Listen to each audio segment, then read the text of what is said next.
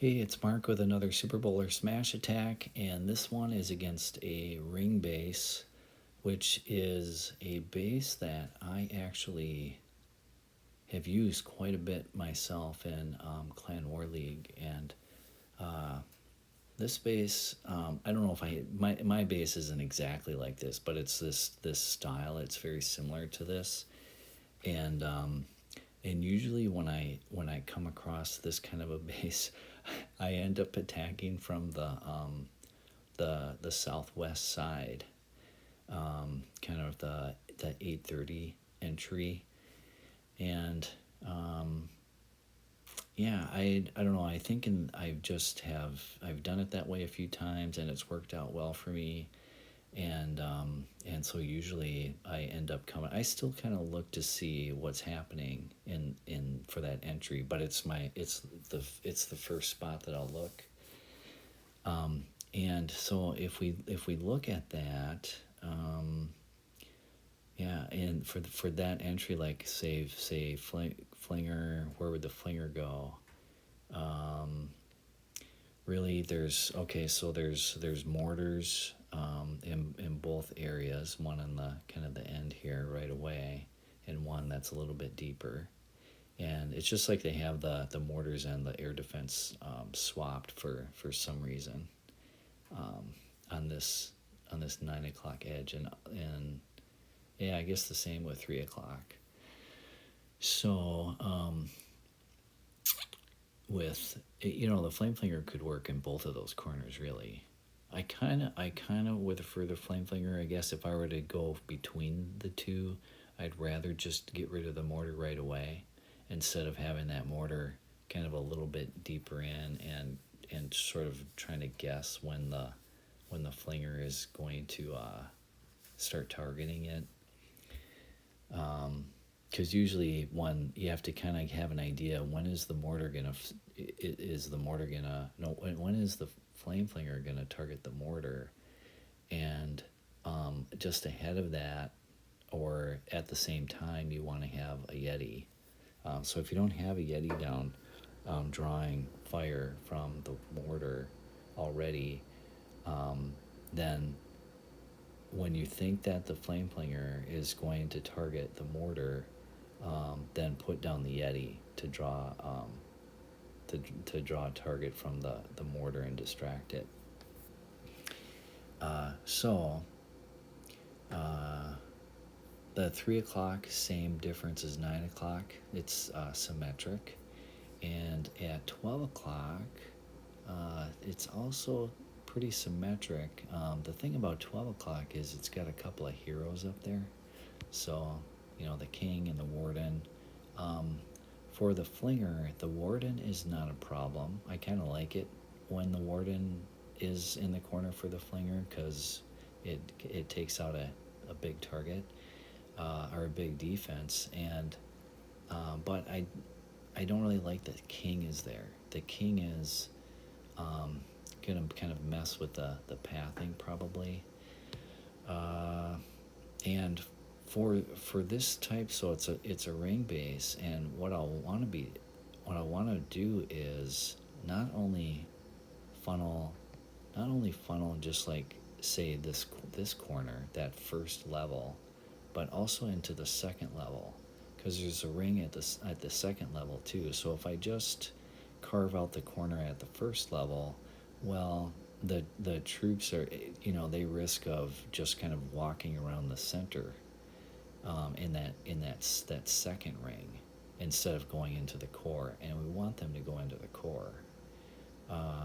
So yeah, I'll be looking to get rid of that second level, and the reason why I mentioned it when the king came up is because I'm not going to be able to get rid of him very easy in the second row like that, and so he could mess with the pathing. I'd rather there be defensive buildings where I can get rid of them and control the pathing better.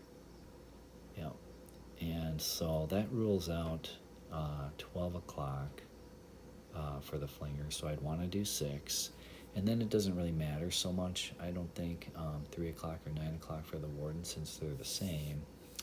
And yeah, nothing else is much different. So I would just end up probably attacking from this bottom west side, just because I've done it before and it's worked out well. So let's get the replay started here. And there's the Yeti and the Flame Flinger. So the Yeti is tanking for the mortar there, and the Flame Flinger is taking out the mortar in the meantime. And now we just wait. We wait for the Warden and the Flame Flinger to take out a building in the second row. So the Flame Flinger should be able to reach that cannon there to the right. That shouldn't be a problem. He's gonna go for that archer tower first. And the Warden is running a little bit behind here, I think, the Flame Flinger pace. But you can see that our path from this west edge is shaping up. Just a preemptive super wall break to get ready. You can see I'm at less than 2 minutes, so I'm thinking about, okay, I gotta get my army in. Hurry up, Warden. Take out a cannon so you can break the ring there. So now I'm just gonna wait. Flame Flinger's done. I'm waiting for that cannon to go down. Here come the troops. Yeti, Ice Golems, King to pull over the Warden, Queen, Bowlers. I should have put down that jump quicker because the King and the Ice Golems are walking around. That's not ideal. But the Bowlers do take the jump, so that was good. And rage them as they're going in. Rage in front of the Town Hall. Clan Castle troops are coming out, and there goes the Lava Pups. I put down the Warden on the left side, opposite side from the Flame Flinger. And there are some heroes over there, but the main troops are kind of going after them too. So that's good. That's good for the Royal Champion, because it could be tough for the Royal Champion otherwise. And so that's slowing down the troops in the core there, the King and the Queen that was on the left. And here, I don't know why, I must not have been, I think I was probably paying attention to, I was putting in some troops there to help with cleanup, and the Queen was getting wrecked by the monolith. I should have been putting a freeze on the monolith there. But I was busy trying to get some cleanup in. And, then the cleanup ended up being just fine. There's Wardens usually wizards on either side to help. I dropped that freeze at the end just to get rid of it.